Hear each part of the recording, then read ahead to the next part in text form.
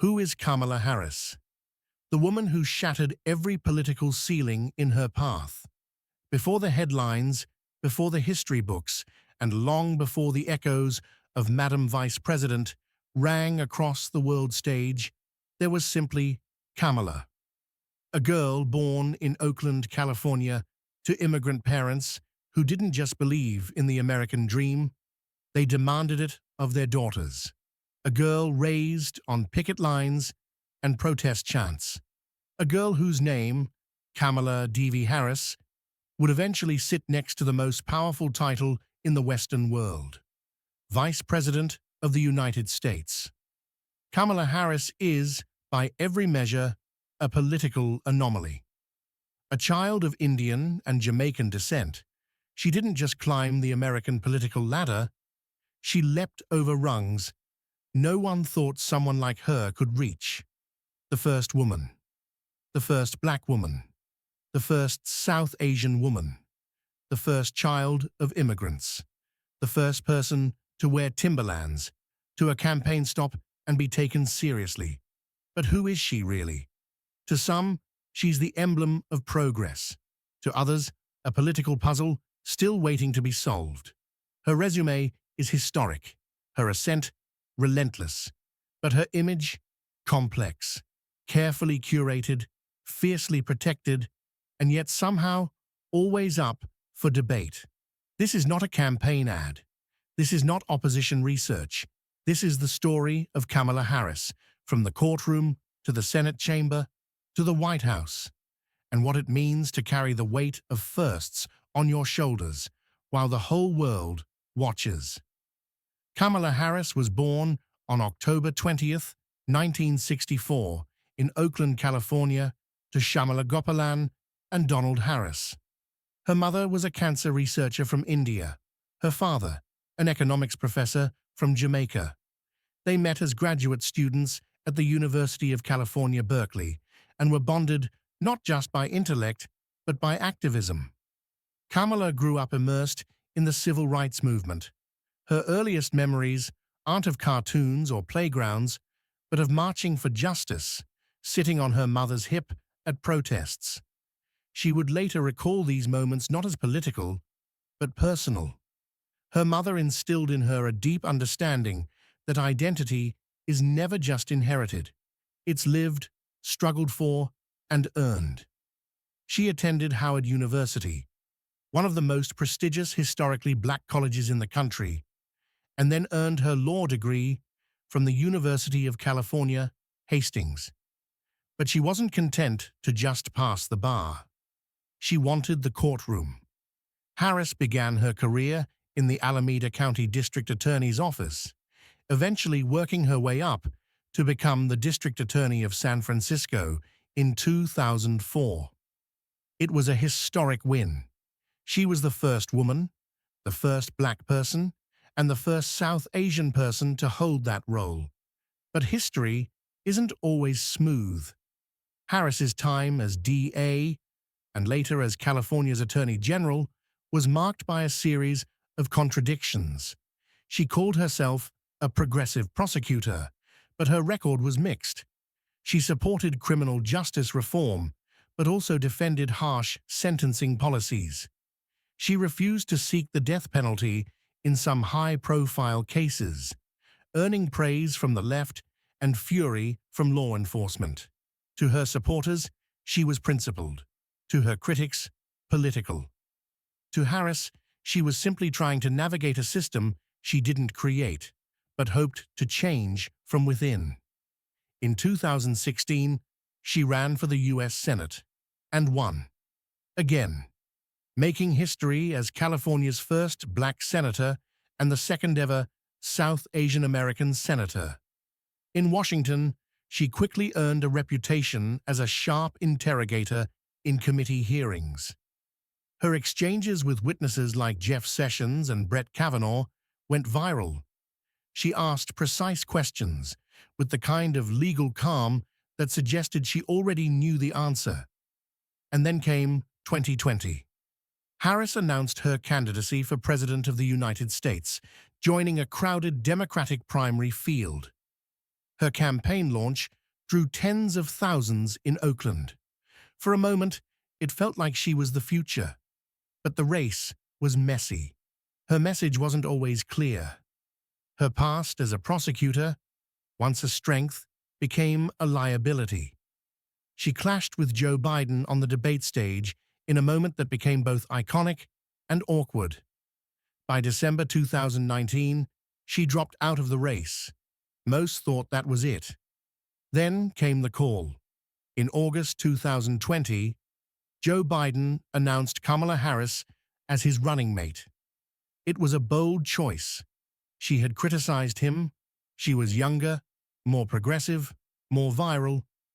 But she also brought energy, diversity, and a prosecutorial edge to the ticket. When the Biden-Harris ticket won the 2020 election, history was made. Again. Kamala Harris became the first woman, first black woman, and first South Asian American to hold the office of vice president. The image of her taking the oath of office, hand on the Bible, dressed in purple, standing behind a glass wall of security and symbolism, became one of the defining images of the decade. But being vice president isn't just about history. It's about power, or lack thereof. The role is often ceremonial, limited, and dependent on the president's willingness to delegate. Kamala's first years in office were marked by high expectations and mixed reviews. She was tasked with thorny issues: immigration, voting rights, international diplomacy, none of which had easy solutions or PR-friendly outcomes. The media scrutinized everything: her laugh, her staff turnover, her poll numbers. Some praised her poise, others questioned her silence during key moments. Her defenders saw misogyny and racism. Her critics saw someone not ready for prime time. Still, Kamala kept moving. She traveled. She represented.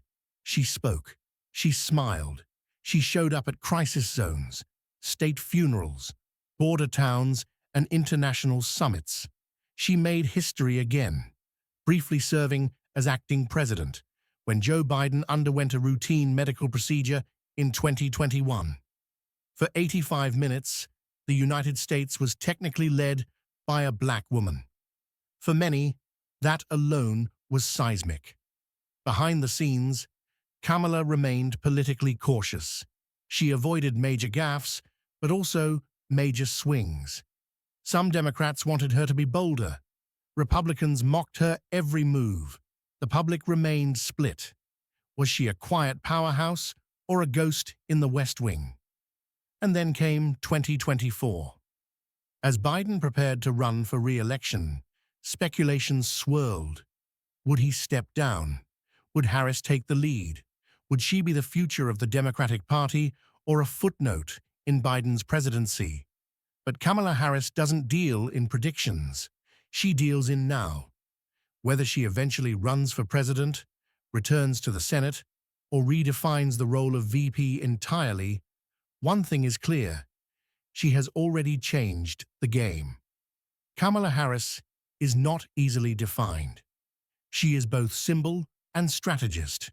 She is polished and private. She dances to Beyoncé and debates foreign policy. She is more cautious than some want, and more ambitious than others can handle. And perhaps that's the point. In a country still wrestling with its past and unsure of its future, Kamala Harris stands at the intersection of every American contradiction: race, gender, power, and possibility. Kamala Harris operates in the delicate balance between symbolism and substance. For millions, she is not just a political figure. She is a reflection of their hopes, their heritage, their future.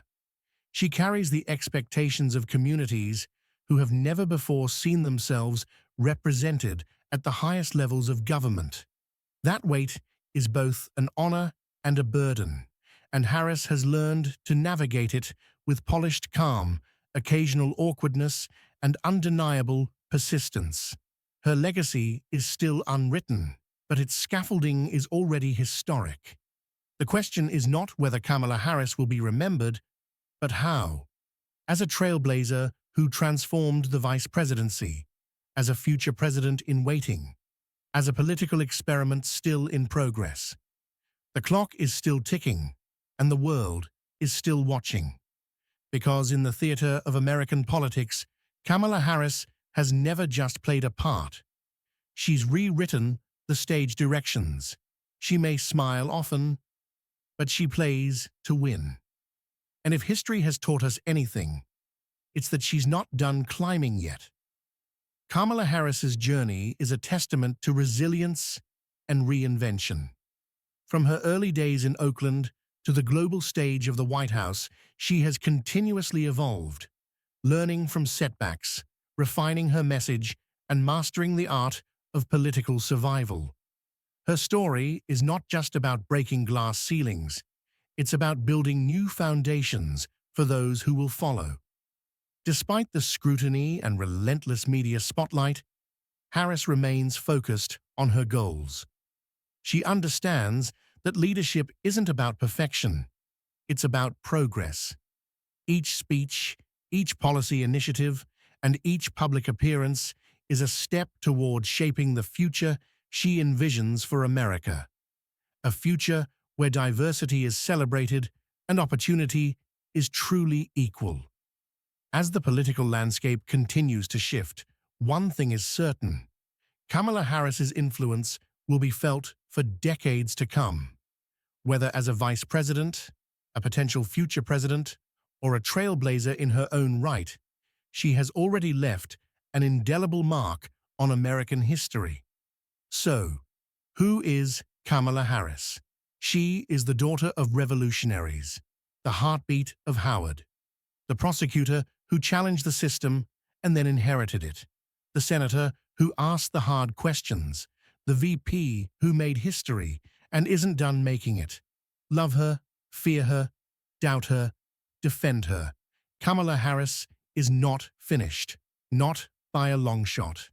If you enjoyed this deep dive into Kamala Harris's life and legacy, please make sure to like this video, share it with your friends, and subscribe to the channel for more in-depth profiles like this one.